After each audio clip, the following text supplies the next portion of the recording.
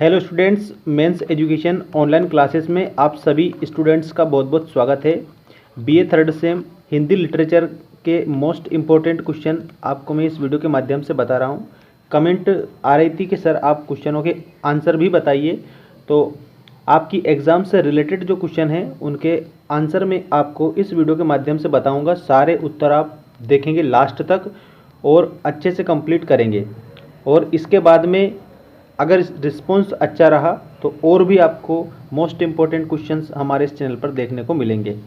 देखिएगा, प्रेमचंद युग से पूर्व की कहानियों की विशेषताएं बताइए। एक प्रश्न तो ये है, प्रेमचंद युग से पूर्व, पूर्व का मतलब होता है पहले, ठीक है ना, की कहानी की आपको विशेषताएं बतानी है।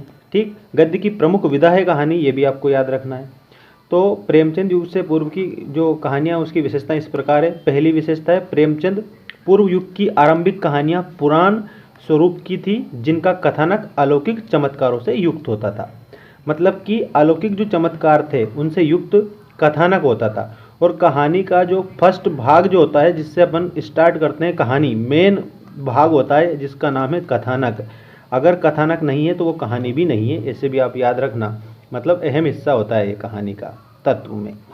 प्रेमचंद पूर्व युग की आरंभिक कहानियां प्रायः आदर्शवादी होती थी, जिनमें भावुकता के साथ साथ किसी भारतीय आदर्श की कथा कही जाती थी। प्रेमचंद युग की कहानियां धीरे धीरे यथार्थ की ओर उन्मुख हुई, लेकिन इस यथार्थ का रूप ऐसा नहीं था जैसा प्रेमचंद की कहानियों में देखने को मिलता है। भाषा की दृष्टि से इस युग की कहानियों की भाषा उतनी प्रौढ़ और परिमार्जित भाषा नहीं है जितनी प्रेमचंद की कहानियों में है। इस युग के कहानीकार प्रयोगधर्मी कहानीकार अधिक थे, इसलिए इस युग की कहानी प्रयोगधर्मी कहानियाँ अधिक पाई जाती है। तो ये इस प्रश्न का उत्तर है कि प्रेमचंद युग से पूर्व की कहानियों की विशेषताएं। अब आपको याद रखना है नेक्स्ट क्वेश्चन। ये ऑब्जेक्टिव टाइप क्वेश्चन है आपके, 3 ऑब्जेक्टिव टाइप क्वेश्चन यहाँ इधर मैंने दिए, बाकी और भी इसी के आगे मैं बताऊंगा। इसी में हिंदी की प्राचीन कहानियाँ हैं, एक पर आपको सही का चिन्ह लगाना है। तो प्राचीन कहानियाँ कैसी है? राजा रानी की कहानियाँ हैं, देवता राक्षसों की कहानियाँ हैं, पशु पक्षी की कहानियाँ हैं, या उपरोक्त सभी? तो देखो, हिंदी में प्राचीन काल में जो कहानियाँ पाई गई हैं वो राजा रानी की कहानियाँ भी होती थी, देवताओं और राक्षसों की कहानियाँ भी होती थी, और पशु पक्षियों की कहानियाँ भी होती थी। इसका मतलब कि हमें ऑप्शन नंबर 4 पर जाना है। ऑप्शन नंबर 4 हमारा करेक्ट होगा।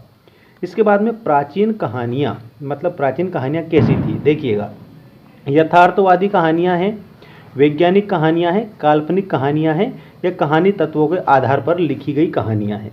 तो जो प्राचीन जो कहानियाँ हैं वो काल्पनिक कहानियाँ हैं, कल्पना का उसमें ज़्यादा से ज़्यादा समावेश किया गया है, आपको इसे याद रखना है। ठीक है, तो काल्पनिक जो हमारा ऑप्शन नंबर 3 है, इसमें आपको करेक्ट याद रखना है। अब इसके बाद में हिंदी की प्रथम कहानी, हिंदी की जो प्रथम कहानी है ना, वो रानी केतकी की कहानी है, ऐसा आपको याद रखना है। ठीक है, और उसके बाद में कई विद्वान किसे मानते हैं? तो इंदुमती को मानते हैं इसके बाद में कई विद्वान, लेकिन रानी केतकी की कहानी प्रथम कहानी है, ऐसे आप याद रखेंगे। और इसके बाद में नेक्स्ट क्वेश्चन आप देखिएगा, अभी हमने बात करी थी, इसके बाद यही उससे संबंधित नेक्स्ट क्वेश्चन है, लेकिन थोड़ा सा डिफरेंट है, इसलिए अंतर है इसमें थोड़ा। प्रेमचंद युगीन कहानियों की मुख्य विशेषता, वो प्रेमचंद पूर्व युग की थी और ये प्रेमचंद के युग की कहानियाँ हैं, उसकी विशेषताएं हैं। देखिएगा, ये परिमार्जित भाषा वाली कहानियाँ हैं, ये आदर्श और यथार्थवादी कहानियाँ हैं, मतलब प्रेमचंद के युग की कहानी। ये मानवीय संबंधों का उद्घाटन करने वाली कहानियाँ हैं, मतलब इसमें मानव के संबंधों के बारे में भी बताया गया है। ठीक है, मतलब मानव व्यवहार का भी इसमें जिक्र किया गया है। ये ग्राम्य जीवन, मतलब गांव का जो जीवन होता है उससे रिलेटेड है। ठीक है, ग्राम्य जीवन पर प्रकाश डालने वाली कहानियाँ हैं। ये राष्ट्रवादी और देश प्रेम से ओतप्रोत कहानियाँ हैं, मतलब कि देशभक्ति भावना से युक्त कहानियाँ हैं प्रेमचंद युग की कहानियाँ। ये राजनीतिक पराधीनता और आर्थिक शोषण में विरुद्ध आवाज़ उठाने वाली कहानियाँ हैं, और ये समाज में व्याप्त रूढ़िवादी कुरीतियाँ और अशिक्षा को दर्शाने वाली कहानियाँ हैं। तो ये प्रेमचंद युग की कहानियों की विशेषता है। इसके बाद में नेक्स्ट क्वेश्चन आप देखिएगा, 84 वैष्णवन की वार्ता, ये किसकी रचना है? तो स्वामी गोकुलनाथ की रचना है, आपको यहाँ पर याद रखना है इनका नाम, स्वामी गोकुलनाथ। और ये मोस्ट इंपॉर्टेंट क्वेश्चन है आपका, ठीक है, याद रखना अच्छे से इसको, 84 वैष्णव की वार्ता। इसके बाद में वर्तमान कहानी लेखन, प्रेरणा पूर्व में अंग्रेजी और बंगला में रची गई।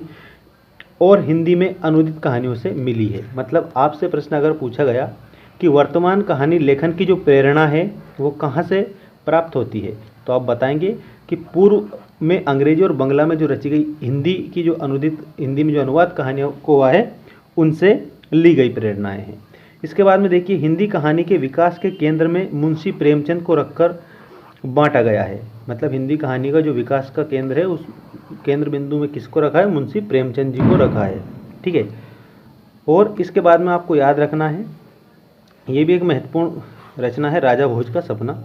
अब देखिएगा कुछ कहानीकार और उनकी मुख्य कहानियाँ जो आपसे परीक्षा में पूछी जा सकती है। चंद्रधर शर्मा गुलेरी, तो उसने कहा था। मुंशी प्रेमचंद तो पंच परमेश्वर, जयशंकर प्रसाद तो पुरस्कार, विश्वंभर नाथ शर्मा तो रक्षाबंधन। अब एक क्वेश्चन देखिए, प्रेमचंद युगीन कहानियों की 3 विशेषताएं लिखिए। तो आप इसमें लिखेंगे परिमार्जित भाषा वाली कहानियां हैं, ये आदर्श और यथार्थवादी कहानियां हैं, ये मानवीय संबंधों को उद्घाटित करने वाली कहानियां हैं। ठीक। अब यहाँ पर देखिए, कहानीकार यशपाल की कहानियों पर किसका प्रभाव है, तो मार्क्सवाद का प्रभाव है। अगर आपसे प्रश्न पूछा कि यशपाल की जो कहानियाँ इस पर किस प्रकार का प्रभाव है, तो मार्क्सवाद का प्रभाव है। इसके बाद में श्री रमा प्रसाद गिडगियाल पहाड़ी की 3 कहानियाँ कौन कौन सी है, तो आपको बताना है राजरानी, हिरण की आंखें और तमाशा। ठीक है, इस प्रकार से आप कंप्लीट करेंगे। और प्रेमचंदोत्तर युग की जो कहानी उनकी विशेषताओं में मनोवैज्ञानिक कहानियाँ जाएगी, मध्यम वर्गीय हंसोन्मुख समाज के व्यक्तियों का विश्लेषण वाली कहानियाँ भी इसमें शामिल हो जाएगी। तो ये कहानियों से रिलेटेड मोस्ट इंपॉर्टेंट क्वेश्चन थे। अगर आपको और भी क्वेश्चन चाहिए तो आप कमेंट करके अवश्य बताइएगा, ताकि आपको और भी क्वेश्चन हम उपलब्ध करवा दें। और देखिएगा, अनस्टॉपेबल फ्लो ऑफ नॉलेज, ये अनस्टॉपेबल फ्लो ऑफ नॉलेज जो है हमारे ग्रुप का नाम है और ये हमारा ब्लॉग भी है। ठीक है। तो आप जैसे गूगल पर लिखोगे अनस्टॉपेबल फ्लो ऑफ नॉलेज, तो वहाँ पर ये उत्तर सभी आपको देखने को मिलेंगे विस्तार पूर्वक। ठीक है। तो कमेंट करके अवश्य बताइएगा और चैनल को जरूर सब्सक्राइब करना।